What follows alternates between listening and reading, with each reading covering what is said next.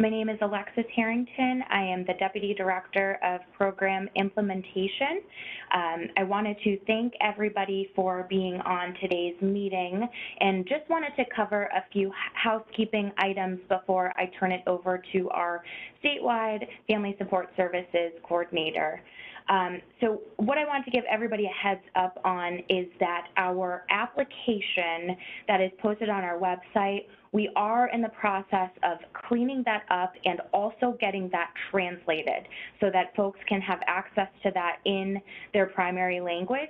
We will keep everybody posted when those are ready for sharing on the website, but just wanted to give you a heads up. If you didn't see it in your primary language, it will be available as soon as we get those translated. I also wanted to give everybody a heads up that we did find out from folks that there are a few housekeeping items that need to be clarified within the ADM. There were some switching around of sections, so some of the sections referenced in parentheses in the ADM are inaccurate, so we are just working to clean that up so that is clear as possible before we implement this on 7/1. What we also wanted to know is, obviously we have an hour today to review the materials. We may not have a whole lot of time for questions. We did do a presentation for care managers last week, and what we're hoping to do is, in combination of the questions we got last week, the questions we get today, and the additional questions that we have received over the past few months, we will be creating a frequently asked questions document as a resource, and that will also be posted on our website. So if you do not get your question answered today, don't worry, we will be creating a resource, and Nick will also be sharing the shared email box that questions can be sent to, in addition to utilizing the Q&A chat kind of function that we have available today. Like I said before, we are recording this presentation, so if you weren't able to chime in for the entire training, don't worry, it'll all be recorded and it will be posted to the website where the ADM is located. With that, I will turn it over to our statewide FSS coordinator, Nick Hobson, who will walk us through today's presentation. Thank you. Good afternoon, everyone. Thank you for the introduction, Alexis. Appreciate it. I am Nick Hobson. I'm the statewide coordinator for FSS here at OPWDD. I'm going to go through the presentation today. Obviously, as you can see, we're discussing the new ADM that was, I call it a little bit of a soft release back in March that will be effective July 1st, and this is specific to the Family Reimbursement Program. So I'm going to get into those. Can we change to the next slide, please? Thank you.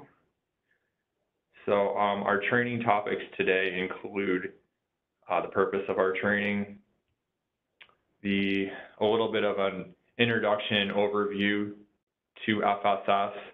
Some of it may be things that you already are aware of, some of it may be new, but I've found it's helpful to give everybody a little bit of an introduction when I'm talking about the program. We're going to discuss the role of care managers as well as the role of FSS providers. We have some resources that are available. We're going to go through those and let everyone know where they can find those. And then, as Alexis mentioned, with the time we have remaining, we can go through some of the questions that we get in the Q&A. Next slide, please. So the purpose, this ADM, and I want to be crystal clear, is specific to the family reimbursement only, and it's not pertaining to the other FSS contracted services. I often describe FSS as having two sides or two parts to it. There's the Family Reimbursement Program, and then there's a whole host of other FSS contracted services, which many of you may be aware of. Could be things like respite, could be camp, behavior support programs, et cetera, that are separate from this ADM. So like I said, we're only talking about family reimbursement today. And this may be something I repeat a few times, but it's also important to note that through all of this, through this ADM, through application processes and reimbursements and on all of that, it's important that the families and the individuals, the care managers and the providers all work together to make the program work and have things move as smoothly and efficiently as possible. Next slide, please. So a quick overview of FSS. As I mentioned, family reimbursement is part of FSS, and it exists to help families by easing the expenses of providing care for family members with intellectual and/or developmental disabilities. It's important to note that goods and services must be related to the individual's intellectual or developmental disability, and they must be deemed appropriate and necessary to meet the needs of the individual by the FSS provider. Next slide, please. In terms of eligibility to receive FSS family reimbursement, an individual must have established eligibility for OPWDD services, and they must reside with one or more non-paid family members. And in parentheses there, which this comes straight from the ADM, there's all the nuances to what we mean by family members, since we know that can be viewed in a lot of different ways. Next slide, please. So we're going to get into the role of the care managers. I'm going to guess that some of the care managers potentially that were on last week may be on again, so maybe getting some of the same information again, but obviously we felt it was important that providers and care managers both knew what we were telling each of those respective groups. So once again, maybe a little repetitive for some of you out there, but I think it's important. So care managers are expected to submit and/or assist individuals and families with submitting family reimbursement applications. That's attachment A to the ADM.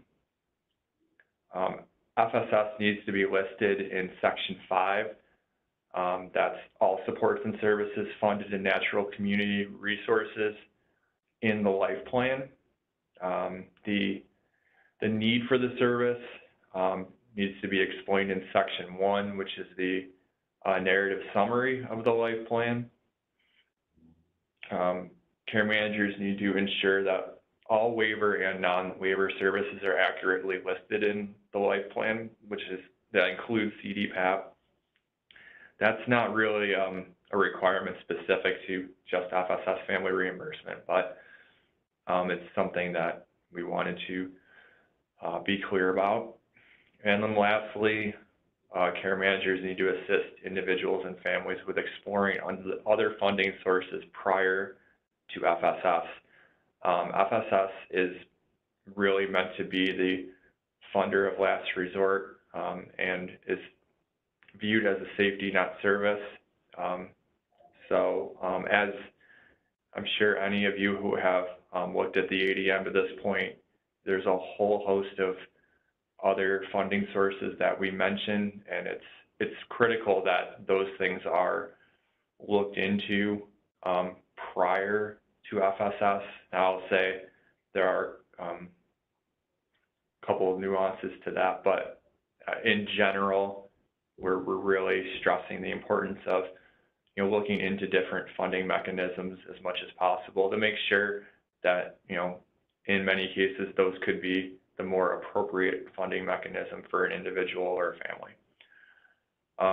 One thing before we move on to the next slide, in general with the application submissions, I think it's the most important thing in I'd say the main issue that I've heard about is making sure that when the application's submitted that it's complete, and making sure that FSS is listed properly within the life plan, and that the other pieces to the application are also included, because if as well as that can be done from the beginning, it will just make things move more smoothly, and it'll help individuals, families receive reimbursement more quickly, because we understand that it's, there's a detailed process to make this happen. So anything that can be done on the front end in terms of submitting complete, accurate applications will help the provider and make things move a little more quickly. Next slide, please. So this is an example of how FSS should be listed within the life plan, as I mentioned, within Section 5. We recognize there's some constraints within how Section 5 is listed within the life plan and how it's laid out. So we have these 4 columns to work with. In this example, you can see Center for Spectrum Services is the name of the provider. The most important column for everyone is where this role category.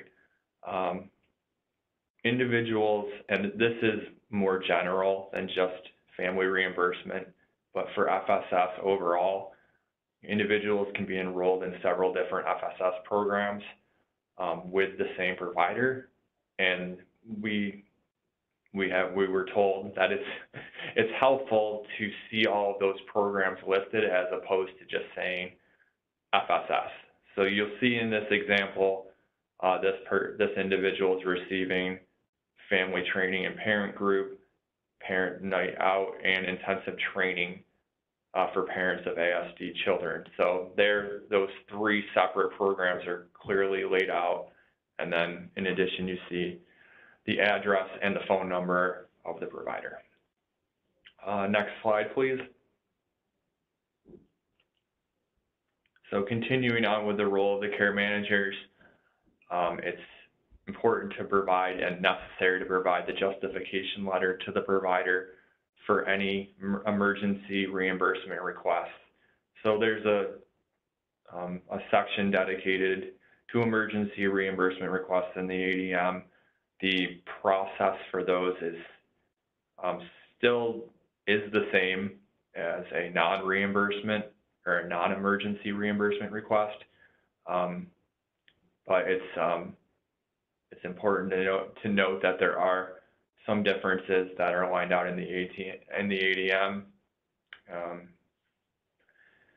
The care manager needs to communicate information about the use of FSS to the support broker and FI for individuals enrolled in self-direction, and I'll go into a little bit more detail on that.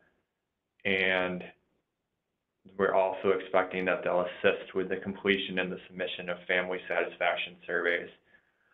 In terms of the self-direction budget, FSS also needs to be listed under contracted services within that budget, and it needs to be done prior to submitting any reimbursement applications.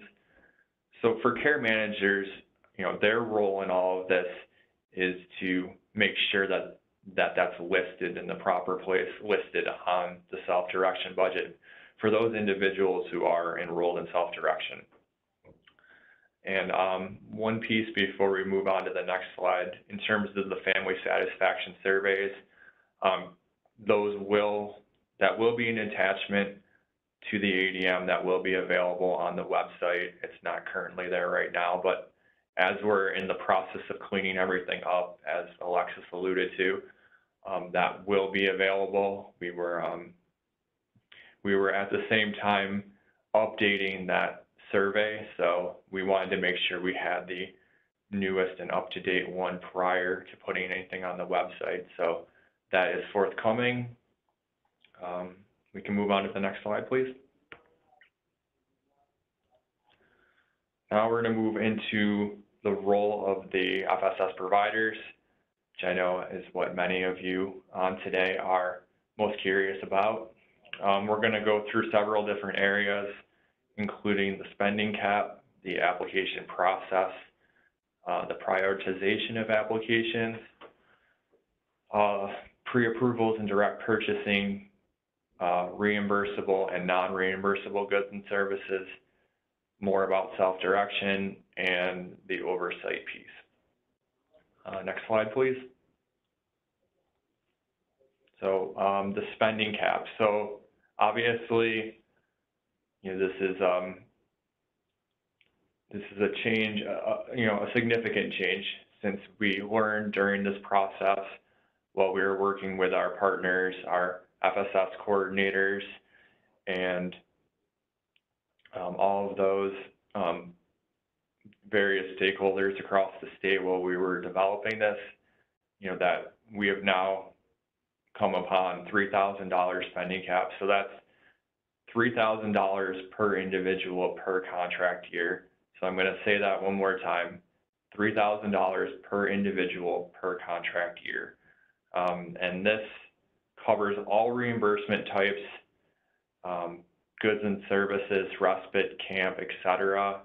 There's, it's not $3,000 for some things and, additional money for others, or any kind of caveats between those different reimbursement types.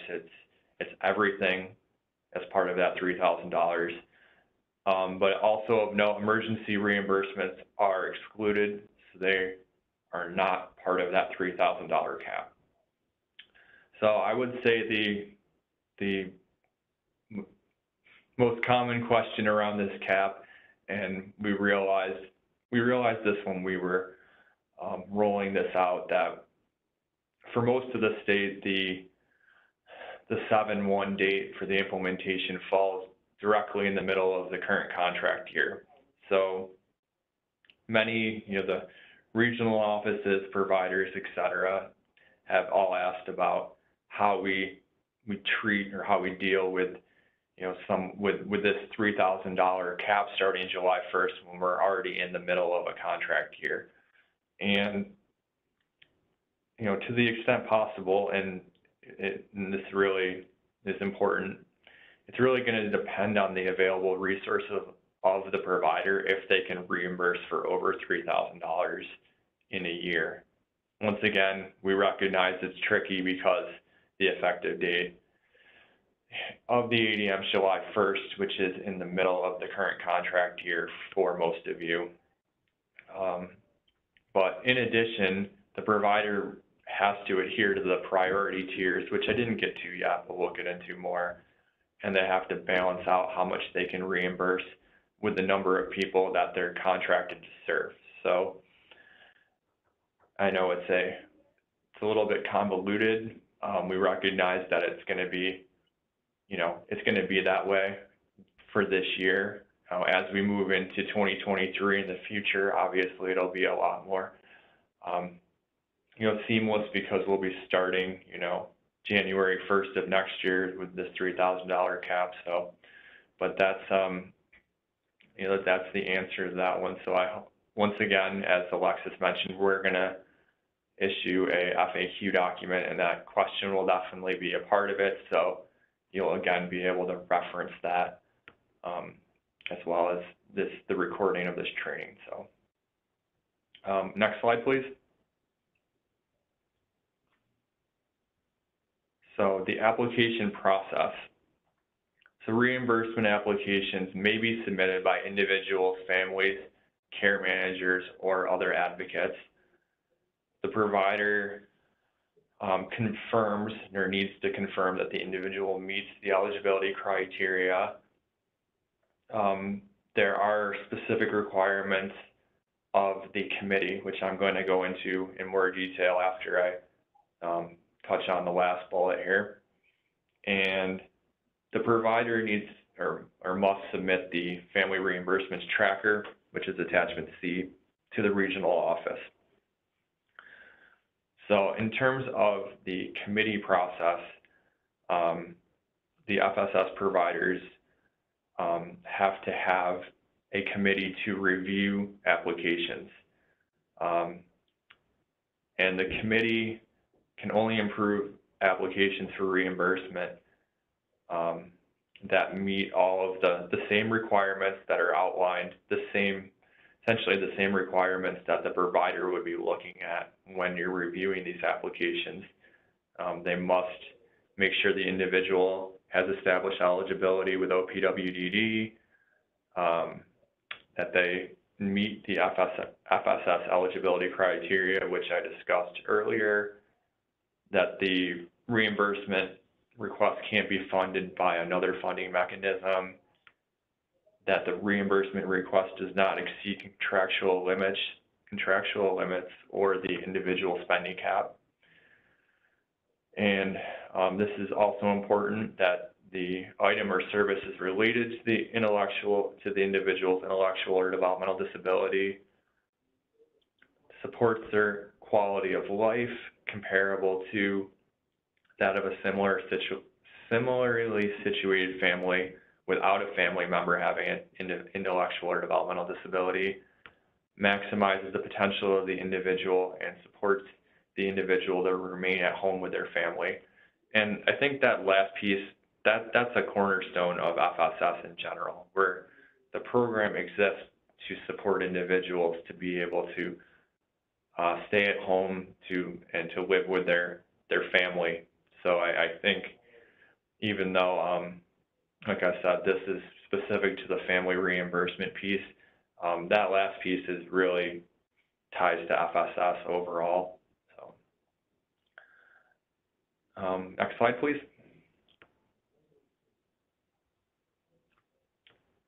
So next we are, as I mentioned earlier, we've added language about prioritizing applications. There's 3 tiers involved with this. First one being, regardless of an individual's waiver status, requests for reimbursement related to the individual's immediate health and or safety are the top priority. The Tier 2 requests are for individuals who are in the process of waiver enrollment, are enrolled but currently unable to access waiver services, or who will not be enrolled in the waiver. And I think I want to mention, because I have seen some questions about this too, the piece about not being enrolled in the waiver, where we recognize, OPWDD recognizes that for some individuals, and I'll say the main example I hear is for younger children, FSS, is maybe the only service they need. We've used the term light touch service, and if, in those cases, once the individual families, particularly if when they're coming through the front door, it may be determined that the family only needs a little bit of respite, perhaps, to be able to maintain their individual in the home, and it might make sense for them to, get that through FSS family reimbursement as opposed to being enrolled in the waiver. So, and then that final tier, Tier 3, are requests for reimbursement for individuals who are already enrolled in the waiver. FSS, cannot duplicate services that someone's already receiving.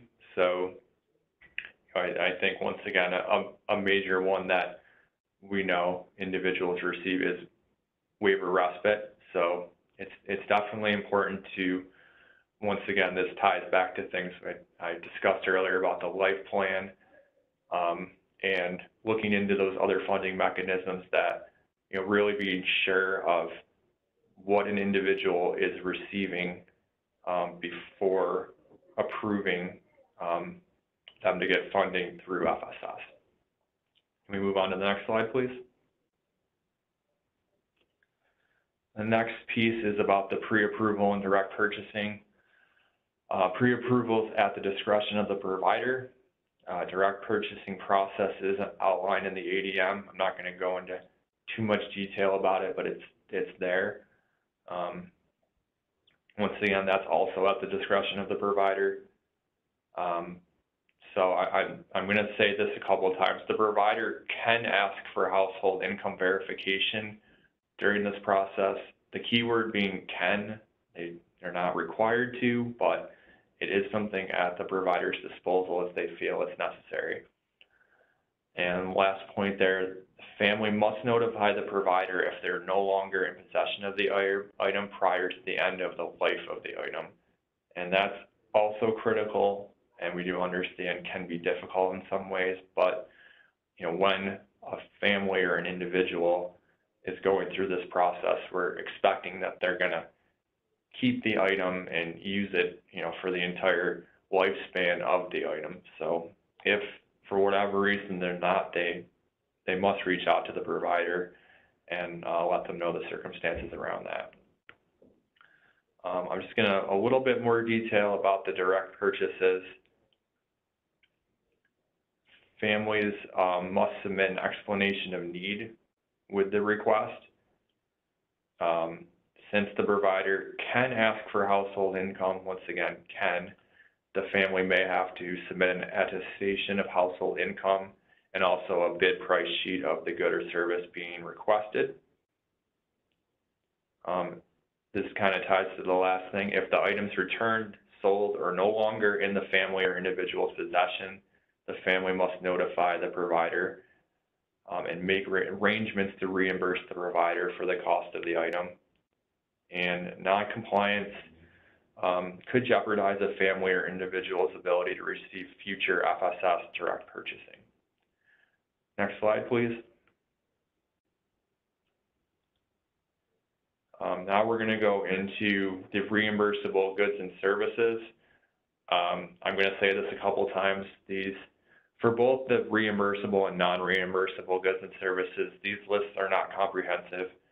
We realized in the development of this ADM that there was no way we were going to be able to cover every single good and service and be able to easily and neatly put them in either category. So that's why on both lists you see that there's a clause about at the discretion of the regional office, and we did that very intentionally, knowing that we were going to miss some things. But in terms of the allowable reimbursable goods and services, items and services that aren't covered or available through other means and are reviewed and approved by the committee, respite, camp, recreation programs that are other than camp, electronic devices, supplements approved by a clinician and outlined in the individual's treatment plan. Next slide, please. Legal fees related to guardianship and special needs trusts. Clothing as a necessity if there are specific needs related to the intellectual or developmental disability. There's some more specifics outlined there. And as I said, other items is deemed appropriate and reimbursable by the regional office. Before we move on to the next slide, the two things I want to point out. So the regional office needs to be notified about requests outside of the listed items in the ADM. So once again, same point, we know there's things that are not covered under each list. And in those cases, there needs to be outreach to the regional office to discuss if that's appropriate and should be reimbursed, as the last bullet on this slide says. And one point I want to make, the first bullet on this slide about legal fees, supported decision making can be reimbursed, and it's going to be included when we make a future revision on the ADM. So just make note of that. Next slide, please. Now to the non-reimbursable goods and service list. Real property, home or apartment related costs, for example, finance charges, tax bills, sales tax, fines, luxury items, shipping fees, vehicles. Next slide, please. co-pays, experimental treatments, CBD or marijuana products, upgrades to item services covered by the waiver or other service or other sources, including self-direction. We have things like upgraded fencing material or additional funding for a higher cost camp. Items and services that an individual is eligible for in the context of their educational services, things like occupational therapy or physical therapy. Funeral expenses, and then once again, our other items deemed not appropriate for reimbursement by the regional office. And of note, which ties to really both of these lists, here at OPWDD, we've developed a review committee that will convene monthly to review items that aren't explicitly listed as allowable or not allowable.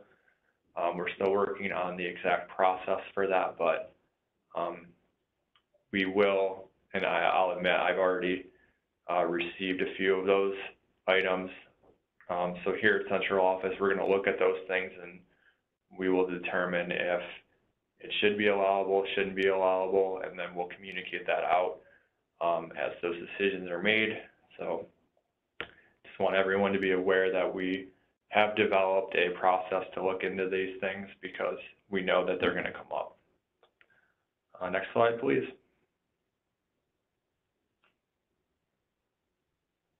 So the emergency reimbursement. So I'm going to say this a couple of times. Emergency reimbursements are allowable one time per family per type of request. So I know there is some confusion that, you know, it was one time only in general, but it's not. It's really based on the different reimbursement types. So a family, an individual could receive an emergency reimbursement for, you know, any or all of these, but it's one time only. When these emergency reimbursement requests come through to a provider, they need to contact the regional office immediately. And this is particularly important for the care managers, but if an individual or family is having reoccurring emergencies, then the care managers need to assist the families and connect them to community-based and other resources to help mitigate this. And, you know, because obviously if they're, you know, ongoing, continual emergencies, then, you know, it's important that the care manager work with the family to look into some different funding mechanisms or different, I guess, the community-based or other resources to be able to limit that so it doesn't continue to happen.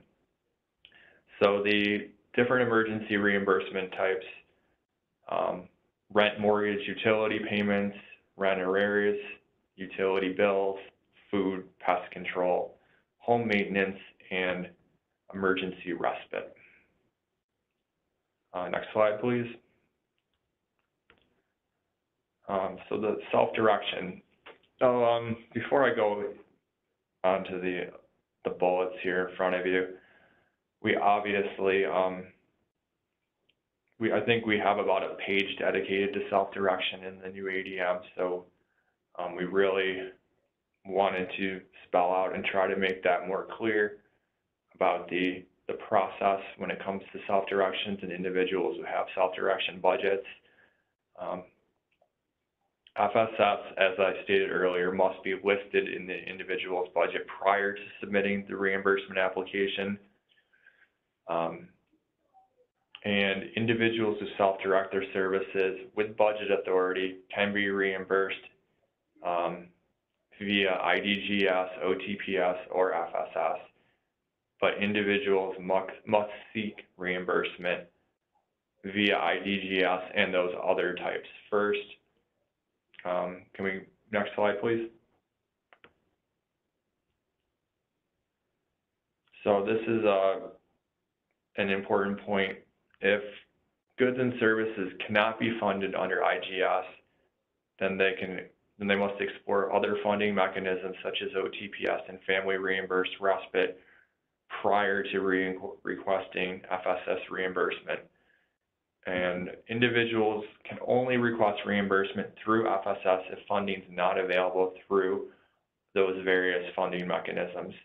I think the biggest, we'll say, point of confusion with all of this is that when it comes to self-direction, it is possible to get reimbursement through FSS family reimbursement, but it's only in cases where an individual couldn't get what they needed from self-direction through those various categories. So it's really important that those other categories are looked into and thoroughly reviewed prior to looking into FSS for any type of reimbursement. And just to further make that point, the regional office must also check if the individual has accessed all of those various self-direction funding mechanisms. So once again, FSS is only available if someone can't receive funding through those various categories. In addition, if an individual exhausts all of those resources, that doesn't mean that they're then eligible for FSS reimbursement unless it was an emergency situation. So I think that's important, a very important clarification with all of this. Exhausting, exhausting self-direction, in its various, these various categories doesn't then qualify someone to get FSS family reimbursement unless it was an emergency situation. But once again, I'm going to refer back to my earlier slide about the need for everyone to work together. When these situations arise, it's important for the family, the individual, care managers, the provider, and potentially the regional office to work together to come up with the best solution and make sure that we're following the ADM as well as possible. Next slide, please. And the final piece here, oversight. Providers must establish a system for monitoring and verifying goods and services and that they're being used for their intended purpose. Providers must investigate any suspected fraud or misuse of FSS reimbursement, and if fraud is suspected, the provider must contact the regional office. There's more details about the oversight process in the ADM. I'm not going to belabor them too much at this point, but once again, I think the ADM in general, we went through this process because we wanted the program. We didn't have well-established parameters around the program, and so this is just another piece to make sure that it's being used the way it's intended. Next slide, please.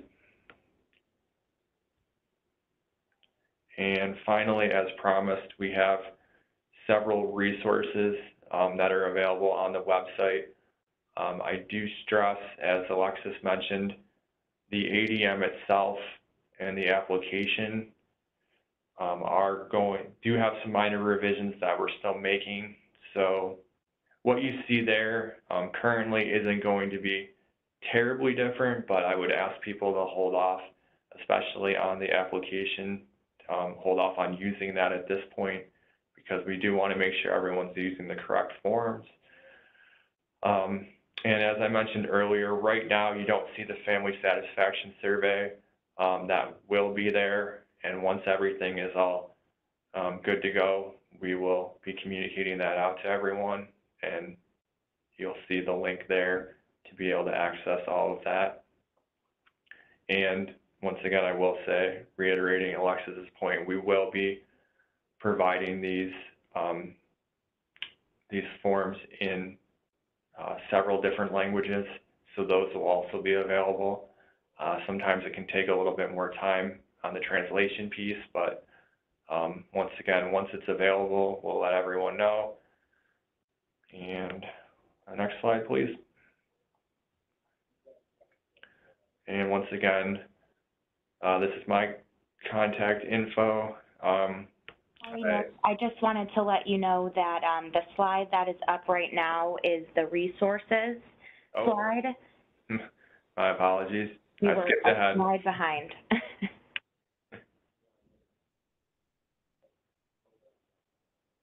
All right, there we go. Final slide, that's me. The Family Support Services email box is monitored by me, so definitely if you send questions that way, I will definitely get them, and we will respond as quickly as we can. Like I said, some of the questions from there, plus what we received last week, plus what we received today, will be transformed into a frequently asked questions document that will also be available as another resource. With that being said, I think I've spoken enough. I haven't been able to look through the chat yet. I don't know, Alexis, if you have pulled anything out of there. Yeah, I've been doing my best to try to answer questions as they are coming in. I did not respond to some of these very case-specific items. We are not going to speak to those questions about what can and can't be reimbursable. Those are the kinds of questions that really need to be discussed between the provider and the regional offices. So those really should be coming up in real time. It's very difficult to be talking through these kind of hypothetical situations. So anything that was related to a case or example, we did not respond to those. We did answer some of the more broader policy questions. I did want to just clarify one of the questions that came in. Thanks for sending that, Jody. There was that question about what if there's something that's not included on the list within the ADM? Are we going to the regional office or are we going to central office? Those specific questions should be routed through your respective regional office. Nick is then kind of going to serve as that point person to coordinate among all of the regions. And I know that Nick spoke to that. You know, this is our attempt to really have a consistent process across the state. We are well aware that there is a lot of variety and different practices across the state right now. This ADM is that first step to having a uniform process and consistent approvals across the state. So I just wanted to add that point of clarity. Another thing that came up a few times was, what if somebody doesn't have a care manager, or what if somebody doesn't have a life plan? Just to be totally clear, you do not need to be receiving care management to request a reimbursement for family reimbursement under FSS. That's not a requirement. If you have a care manager, then that life plan should be submitted with the application, and that is one of those check boxes that's being added in the new version of the application that is going to be posted. So that clarification will be included on that application. Just scrolling through some of these questions again, bear with me. So there was a question about the committee and, you know, whether or not everybody who is outlined as a requirement on the committee. So it is clear that there needs to be at least 4 members in the committee, and we have that makeup outlined on page 5 of the ADM. That is a requirement. So you have to make sure that you're hitting the mark with either individuals with developmental disabilities or family members or advocates of individuals with developmental disabilities, and at least 2 people not employed by the FSS provider agency. So if you have additional questions about that, please let us know. There was a question about will it be up to the providers to identify who falls into the tier categories, or will the regional office or care managers be responsible to identify what individual falls into each category?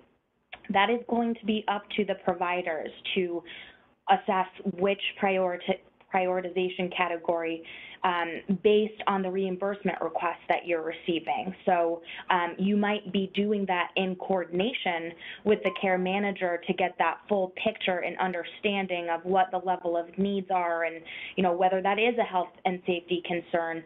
I hope that that is captured within the actual reimbursement request, but, you know, it's a coordinated approach.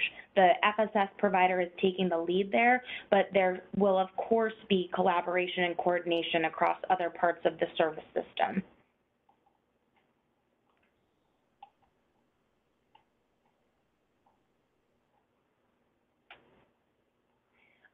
One other question that came up, and I don't think I responded to it in the chat, but there was a question about what if people are approved previously for things that may or may not meet the eligibility in the ADM. So if somebody was previously approved for reimbursement that fits the criteria that's in the ADM and that provider feels comfortable that what they have approved is still allowable in the ADM, there really would not be a reason for requiring a new application to be submitted unless there was a new reimbursement being requested. We do not want people to recreate the wheel. We do not want there to be a huge list of resubmitting applications. So I would say only for the new reimbursement request that the new application would need to be completed. Then there was the question about what if there was something that was pre-approved that goes beyond 7-1 that doesn't meet the eligibility. And you know, obviously that's not a great answer, that if it's not captured in the ADM, it can't be approved. I did see the caveat about ABA and how that's going to be a big lift for folks, and I will take that back for discussion with folks. So if there's anything else that is very specific to what you're seeing that was previously approved and might not be captured, just route that through your respective regional office so that we can have additional conversations about that.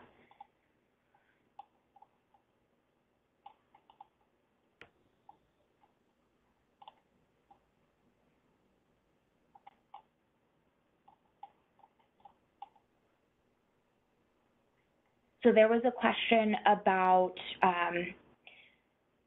essentially asking if the amount of the contracts is going to change so that providers can support up to that $3,000 cap. Unfortunately, this policy does not accompany with any changes to the contracted amounts. So what that means is it's going to be at the discretion of the provider what they have the capacity to be able to provide reimbursements up to. So regional offices have been in discussion with providers about amending contract work plans as needed. I think for the most part, providers are comfortable with sticking to the caps that they had established previously, which will lead to, I think in some cases, there may be families that need to reach out to multiple providers in order to kind of get to what they need in terms of reimbursement. And that is outlined in the ADM, how that happens, reaching out to the regional office and getting approval to kind of seek reimbursement from another agency if somebody was typically kind of working with one agency. And we obviously know that there are some agencies that specialize in that reimbursement for respite, others that focus on goods. So of course there could be those situations where families are seeking reimbursement from multiple providers as well.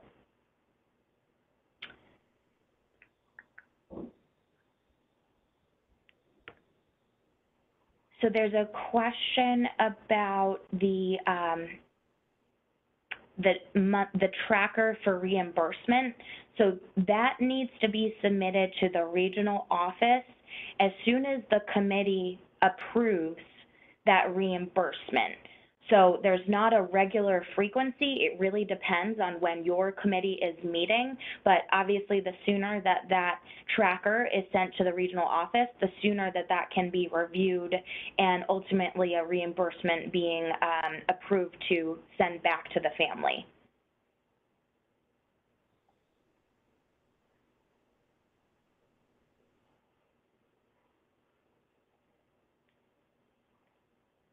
So there's a question about ongoing reimbursements, and that's really focused on the monthly reimbursement, monthly respite reimbursements, that's a mouthful, asking if the application has to be submitted in tandem with the reimbursement request. So no, that is actually why we wanted the respite verification form to be separate from the actual family reimbursement application. So you've got the application that could be approved for respite, and that could establish kind of the ongoing nature of that payment. The respite verification form is really meant to, you know, it is what the title is, to verify that that service was actually delivered, provided, and doing that checks and balance with that reimbursement. So, you know, it can be at the discretion of the provider, but we do not need an application every single time. If that provider chooses to accept that application, approve it, and then have that respite verification process kind of follow suit, that's absolutely fine. We don't need to kind of increase the amount of paperwork that's needed for this.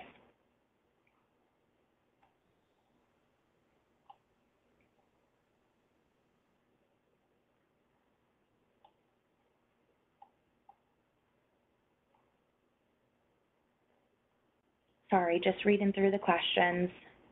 You all have a lot of good ones.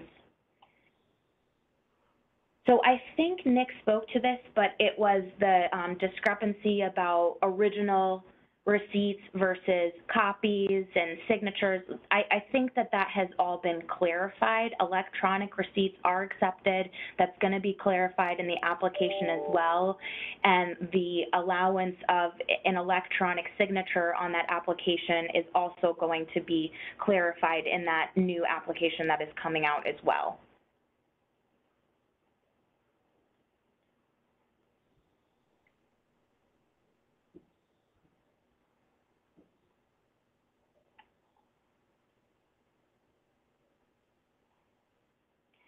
So the attachments that we're talking about on this training, if you go to our website where the ADM is posted, the attachments are what's associated with the ADM, with the policy. So on that one page on our website, we've got the family reimbursement application, we have the respite verification form, the family reimbursement tracker, and the Medicaid services chart.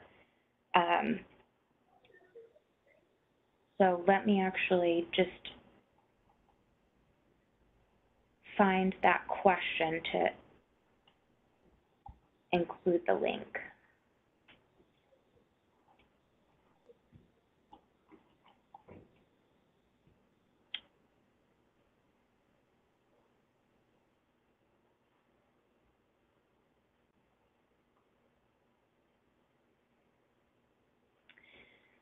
So there's a question about verification that the individual resides with a non-paid family member or non-paid caregiver. How would we verify this?